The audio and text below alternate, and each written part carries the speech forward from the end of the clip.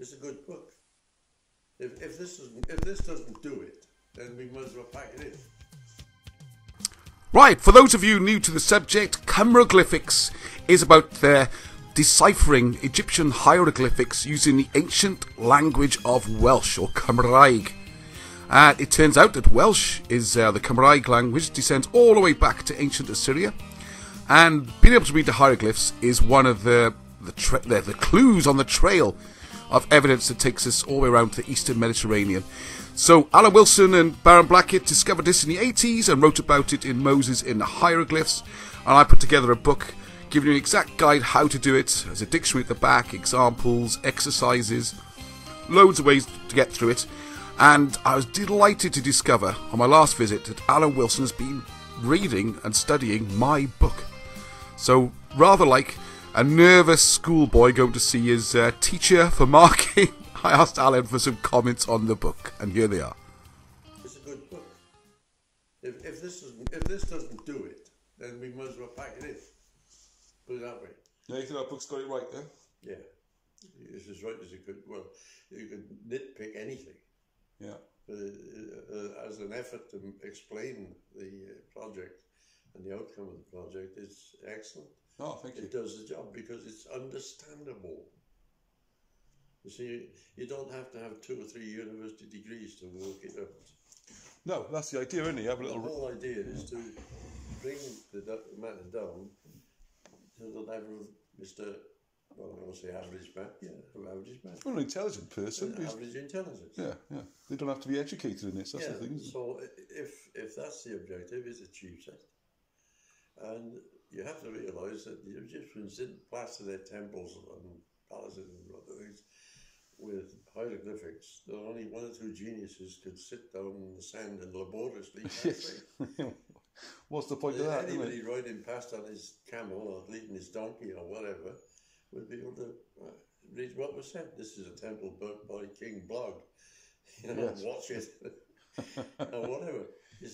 And so once you get the idea that everybody had to be able to read it, it becomes, it's got to be simplistic, isn't it? Yeah, it seems common sense to me. And that's why my colleague and I we took the simplistic approach. I'm so amazed how you did it. I mean, it's just fantastic. Well, usually a couple of pints of beer each. Is that the secret? Yeah, cut the pints first. Oh yeah, cut the pints and the rose crown.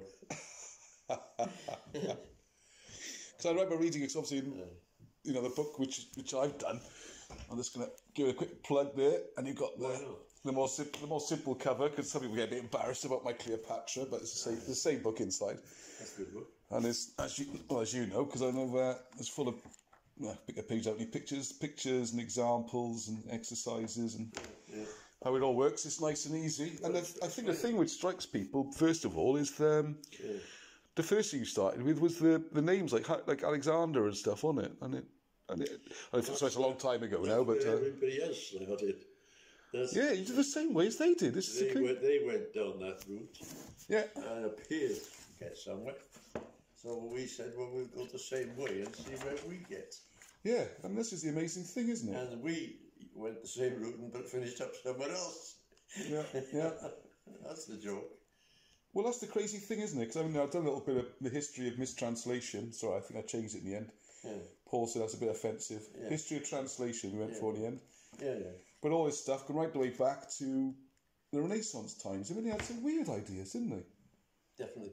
Well, it was like a scribe is a dog because he barks ferociously and stands guard. There's Alan's bookmark in there. He's keeps referring back to it. I'm very honoured to think you read a chapter of it again and gone back to the beginning again. I'm very honoured, very flattered. Well, we read other people's books. we don't sort of. Our work always starts with the most basic information available. Yeah, well, that thing we said was starting with Alexander. But we will still read other people's works to see if they have ideas that are complementary or where they were going wrong, which helps you a lot. If you see where somebody's made a mistake, it doesn't help you along your own route. I'm going to put all this shot on. All right. Yeah. So you were going to be here tonight? A very good first effort. It's a very good first effort. Thank you. To make what we're doing known to Mr. Average Intelligence, average person. A bit more accessible is the idea, isn't it? It's accessible to everybody. And you can read this, and if you find a little bit here and there, which is not, I haven't found any, but that looks a bit hard, we'll go back a page and start again, and you get it. If anybody who doesn't get the message from this book, we're just not going to get the message. It's written for everyone. Yeah, that's it, yeah. And it explains it to everybody in a nice or regular, slow sequence of fact upon fact upon fact. You start with a foundation and you build your house. It's a good book because it builds. And you do give reference to them back to others who made attempts over the years, you know. Yeah, and how they did it. Famous names, so. Old Champollion and Young and all those. I generally began with people who chased their tails like a donkey. They went in every piece in circles, but they didn't vanish. But nonetheless, if these people hadn't had a go to do things, hadn't tried and made it Herculean efforts in some cases. Yeah, I'm always very impressed by them as well. They made Herculean efforts to try to read the hieroglyphs. Some of them must have realised something was up. When you get like Birch and people like that, and they got Budge, and they got 300,000 entries for their dictionaries. Aye. But, you know, I think we were lucky in that we both have enough intellect, and certainly from my industrial experience, if you're going to solve a problem, you want to know what the problem is and where it started. Yes. And what were the surrounding factors. So if you go back and you say, Egypt, so we said. Right, yeah. Who was in Egypt? Okay. Who was there? Oh, now we're getting into it. Hyksos went there. And they're from upper regions of Palestine. The Hebrews went there and lived there hundreds of years. All sorts of it. The Arabs came there later, you know. And so you got all these different influences going there, and none of them complaining about the hieroglyphs. None of them ever said, oh dear, this is madness or stupidity. None of them ever did. No. And the fact is, therefore, they must have been easily readable to a lot of people. Oh, you think maybe they could read them as well then? No, I think they were able to learn to read them. Right, okay. And they learned to understand them. And they could see their own language, the words appearing in the hieroglyph. Oh. You see? Oh, you could have told me this before I wrote the book, because that's like a book two now, isn't it? Yeah, go on, yeah. If you go in a Hebrew and you go there, real ancient Hebrews, where the Welsh are, whether you like it or not. Yeah. And you see the hieroglyph and you get there. Suddenly you've got a string of words. And if the string of words in your language makes sense, you can read the hieroglyphs. So it's only a matter of somebody going there who could read them.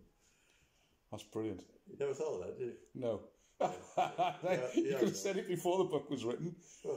Well, I agree definitely with the Hebrew thing, because have you ever looked at what they call Paleo-Hebrew and how they put that together? Yes. Well, the more I read about it, it seems the same way as they tried to put the hieroglyphs together. That's right. They've ignored the vowels and they've kind of guessed it a bit and cobbled it together and added some denominators and suffixes and little dashes and bend and a little twist here and there, but just trying to make it work. Yeah, but it doesn't seem to work really. Like you said, if it works, it works. If it works, don't fix it. You just read it, don't you? If you got it right. That's right. And they didn't put it up for only a few educated priests to read. But it's only recently they've started adding the dots and dashes to Hebrew to try and make it work. Make it work. Because what they had before didn't work. Yeah. So and if you say it's a similar language to Hebrews, it is. I think the Hebrew origins have been mistaken. It's where did they originally come from? The first trace of them. Go on. And that's where you start to get into it. And they are traceable in a way in relation to Egypt. And, and they were there 400 or 500 years anyway. And, well, of course, your great book, Moses in the Hieroglyphs. Moses fetches them up.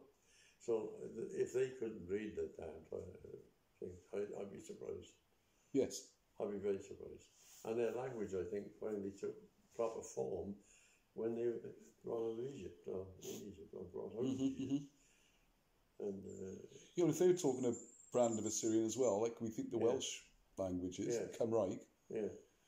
And I ended up all the way in Wales, and it makes perfect sense, the Hebrews, because it's very convincing. I have to say that Moses and the Hieroglyphs, I mean, for me, it was life-changing book. Oh, it's brilliant, life-changing for me.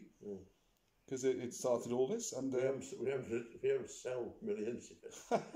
well, mystifying that is. Hopefully, I've reprinted the Moses books, haven't I? Because I think one day they will sell millions. You know, you just got to keep getting the word out there, and keep trying. But this language connection is key, isn't it?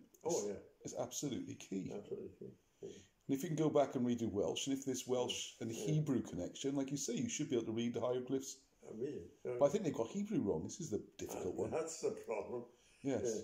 Well, they know that. They know it's not the ancient. Because it's a resurrected language, they call it, isn't it? Yeah, it's a with the Eastern Europeans, and it's not the actual. No, because you had Yiddish and stuff, didn't you? You had to find a language. It's not the. It's not the perfect Indian. It's a bit of patois. It doesn't work quite.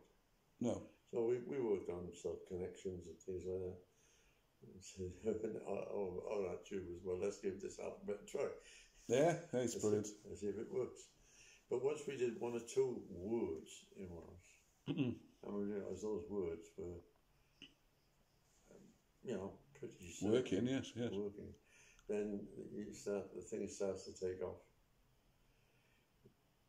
So we got the oldest dictionaries we could get. 1600. And then we were able to get some copies of old manuscripts, and we look up words in dictionaries that were similarly spelled. What do you mean in the old manuscripts? Well, you get old Welsh manuscripts. I didn't know about this extra stage. Go on, You get extra. Well, there's plenty of Welsh manuscripts, 900, 800, that sort of thing. You can get photocopies in. So you're trying to take the Welsh even further back? Yeah, we were trying to very take it clever. back there. Very clever. And then so it's not just the old dictionaries. You can actually look for a connection further back. Look for words. See, that makes sense, because a couple of words you found, we were struggling to find, you know. Yeah, see. And I knew they were right. I could see they were right, because they fit in with everything else. Mind you, there's a few words now I've had to leave on this, so like, you know. The dictionary was 1630 odd. Yeah, that's what the dictionary probably be. Yeah, we got as old as we can find, but that's what we did as well, you know. We were able to very clever. Very clever. What do you think so? Well, I mean, as you know, it's taken over my life, this, hasn't it? That's how clever I think it all is. You know, I'm getting dedicated to getting your work out there and getting the books done, and let's get more of it.